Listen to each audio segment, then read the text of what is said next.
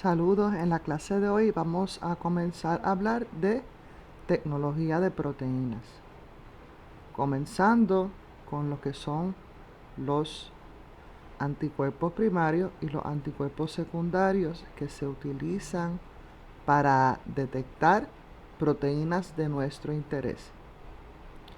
Los anticuerpos reconocen antígenos.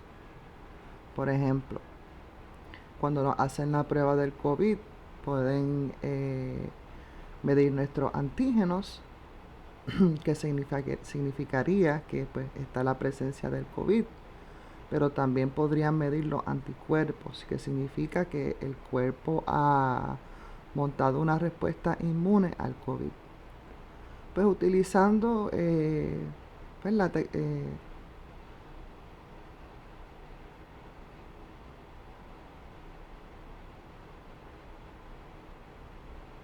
pues como sabemos que los anticuerpos primarios reconocen a su antígeno, lo podemos utilizar como una tecnología de proteína. Primero les voy a hablar de lo que es el anticuerpo primario, y está desarrollado para detectar un antígeno en específico. Por ejemplo, nuestro antígeno podría ser una proteína de interés como P53. Ok. Hay dos tipos de anticuerpos primarios. Están los anticuerpos policlonales y están los anticuerpos monoclonales. Los anticuerpos policlonales se generan del suero de animales que han sido inmunizados. Aquí hay algunos ejemplos. Cuando un animal es inmunizado, significa que le han inyectado el antígeno de nuestro interés. Recuerdan que en este caso nuestro antígeno imaginario es P53, una proteína de nuestro interés. Este antígeno de interés va a estimular a los B linfocitos para que produzcan muchas inmunoglobulinas que son específicas a ese antígeno. Ahora tenemos los anticuerpos primarios monoclonales. Generalmente esos se forman en ratones, conejos y ratas, y se crean mediante la creación de un hibridoma. Un hibridoma es una fusión entre células B y mielomas, que son un tipo de cáncer de las células B. Entonces estos anticuerpos tienen una especificidad sencilla, única. Va a reconocer una parte del antígeno. Este puede reconocer varias partes del antígeno. Los anticuerpos monoclonales son más específicos, por lo cual son también más caros. Vamos a necesitar ahora anticuerpos secundarios, y estos se crían en la especie donde el anticuerpo primario fue desarrollado. Por ejemplo, si utilizaste un anticuerpo de ratón, tú vas a tener que utilizar un anticuerpo antirratón. Pero este anticuerpo necesita ser producido en otra especie que no sea el conejo. Por ejemplo, en este caso, inmunizamos un burro con suero de conejo, y este burro ahora va a hacer anticuerpos secundarios en contra de las proteínas de conejo. Los anticuerpos secundarios lo que hacen es aumentar la sensitividad de la señal, que vamos a ver cómo se hace esta señal en unos segunditos, a través de la amplificación de la señal que ocurre cuando varios anticuerpos secundarios se unen a un solo anticuerpo primario. Tenemos aquí nuestro antígeno, que es reconocido por nuestro anticuerpo primario. Ahora, este anticuerpo secundario que vemos aquí en azul va a reaccionar con el anticuerpo primario. Pero el anticuerpo secundario se puede pegar muchas veces. Muchas veces se amplifica la señal. El anticuerpo secundario va a tener una molécula que nos dé una señal. En este caso, tenemos una señal que se llama HRP, Horseradish Peroxidase, que al añadirle algunos sustratos, pues va a ocurrir un cambio de color. Los anticuerpos secundarios y primarios son esenciales para medir la expresión de proteína a través de una técnica que se llama Western blot. Las proteínas tienen diferentes tamaños y diferentes cargas, recuerden. Lo que queremos hacer primero es denaturalizar la proteína, quitarle su forma tridimensional, para que pueda pasar por los poros de una gel de electroforesis, igual que las demás, no va a haber diferencia. También lo que se hace es que se le quita toda carga positiva a la proteína. Las vamos a dejar todas negativas. Eso se hace con un reactivo que se llama SDS. Ok. Cómo el Western blot funciona es que las proteínas las van a poner en un gel, y en ese gel vamos a imaginarnos que esto está vertical. En cada hoyito de este gel vamos a poner una muestra. Entonces la proteína va a migrar de acuerdo a su tamaño. Las más pequeñas migran más rápido, las más grandes pues se tardan más en migrar porque les da trabajo pasar por los poros del gel. Cuando termina la parte de la electroforesis, se le pone encima una membrana, y esa membrana va a tener todas las proteínas que pusimos en la electroforesis. Las vamos a tener todas. En algún lugar de estas membranas va a estar nuestra proteína de interés. Pues, ¿qué hacemos? Primero lo incubamos con el anticuerpo primario. Se lava. Se incuba con el anticuerpo secundario. Se lava. Y luego se añade el sustrato. Recuerden que le dije que el sustrato, esa molécula que va a causar que el HRP muestre color. Recuerden, el HRP es Horseradish Peroxidase, una enzima que tiene una reacción que nos deja ver, como ven aquí estas rayitas negras, donde se encontraban nuestros anticuerpos secundarios. Nuestros anticuerpos secundarios se pegaron, recuerden, de nuestros anticuerpos primarios, y nuestros anticuerpos primarios se pegaron a nuestra proteína de interés o nuestro antígeno. Aquí tenemos en esta línea lo que se conoce como un ladder de tamaño. Esto es comercial, y uno lo corre junto con la muestra, y pues aquí uno ve, por ejemplo, en esta rayita que el anticuerpo que se utilizó fue para cleaved PARP, que es una proteína. Mide alrededor de 75 kilodaltons. Aquí tenemos actina. Esto es un anticuerpo que se utilizó para actina, en este caso para procaspasa.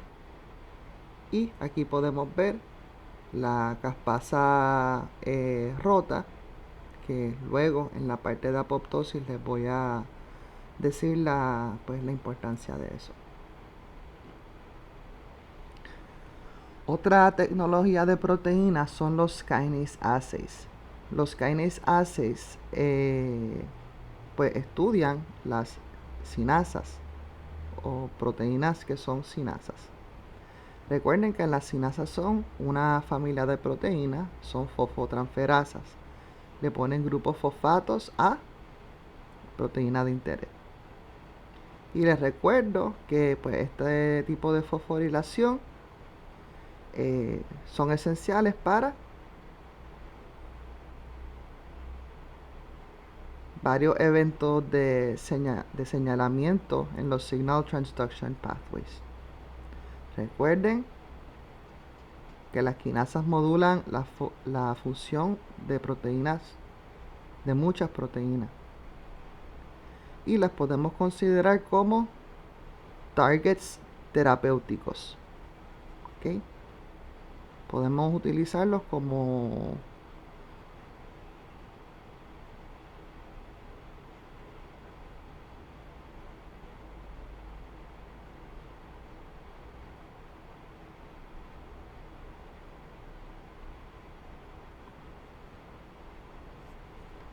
las quinasas podemos utilizarlas como si fueran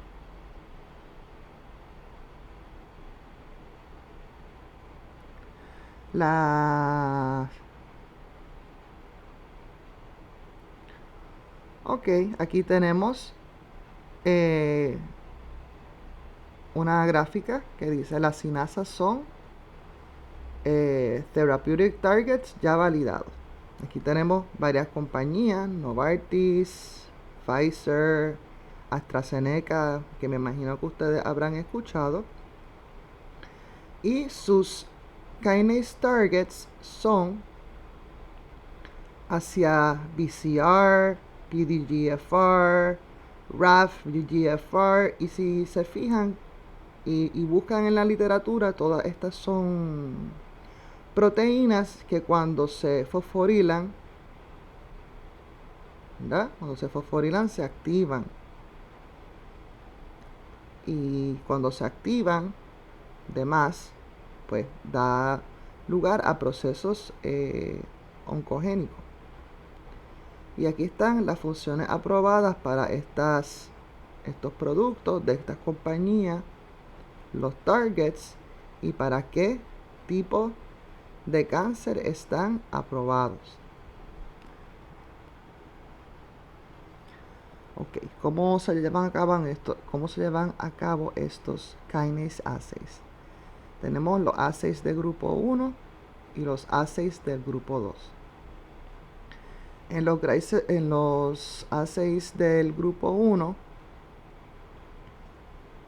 la identificación de los moduladores de la sinasa de proteínas se hace a través de un high throughput screening, que se ha convertido, eso de high throughput screening, en una estrategia común para el drug discovery a base de quinasas. Estos ensayos pueden medir la actividad de las quinasas detectando un aumento en el producto, por ejemplo, un aumento en el fosfopéptido o la proteína fosforilada, o un aumento en ADP. Recuerdan, si tenemos un aumento en ADP, significa que tenemos una reducción de ATP. Una reducción de ATP significa que ese grupo fosfato del ATP está utilizado en una reacción de fosforilación. Y por eso es que podemos medir o concentración de proteína fosforilada, o un aumento en ADP, o una disminución en ATP.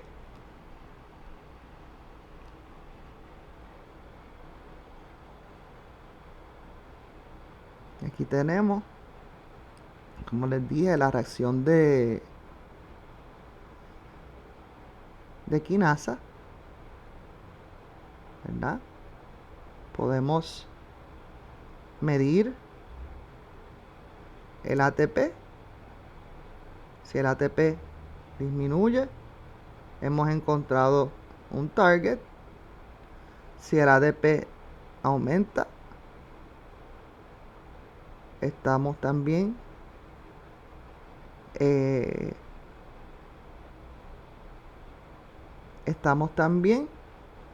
probando que está ocurriendo una reacción de fosforilación.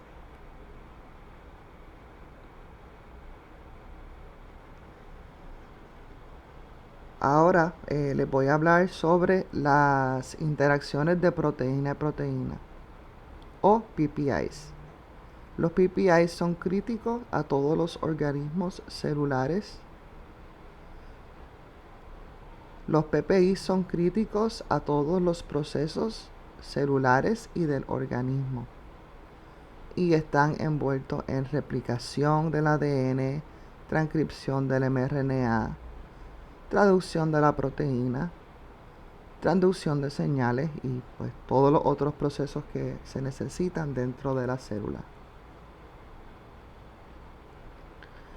Aquí tengo un pequeño resumen de este paper que dice PDC Domain Recognition, Insight from Human Tax Interacting Protein 1 o TIP1 y su interacción con sus target proteins. TIP1 tiene varios target proteins y podemos ver en este gráfico, en este PPI Interaction Network, que los círculos verdes tienen proteínas que se pegan, que están asociados en la función normal del cerebro, y anormalidad en su función podría llevar a tumores del cerebro. El círculo azul, los círculos azules, son proteínas que pueden interaccionar con TIP1 que están directa o indirectamente envueltas en la progresión del tumor. Y los que tienen el círculo negro tienen proteínas que están envueltas en el transporte de iones de potasio hacia la célula. Todas estas proteínas fueron probadas que interactuaban con TIP1 utilizando diferentes ensayos que los describen aquí. Ven aquí, TIP1 puede interaccionar con DTX1, STAT1, glutaminas L, BY2. Y aquí pues tenemos normal brain function. Ya cuando se pega a estas que están en azul, tenemos tumorigenesis y cancer pathways.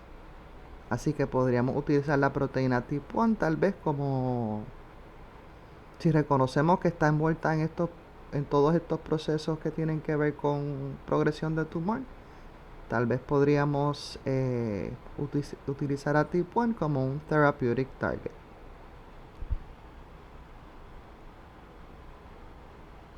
Y para la clase que viene, vamos a utilizar, vamos a estar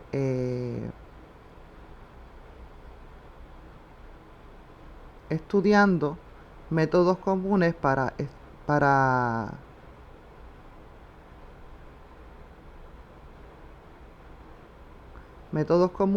estudiar interacciones proteína-proteína, tales como la coinmunoprecipitación, los ensayos 2 híbridos y Esto es una técnica de fluorescencia que se llama In Vivo Forster Resonance Energy Transfer o FRET.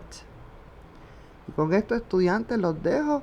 Nos vemos el martes. Que tengan un excelente domingo. Chao.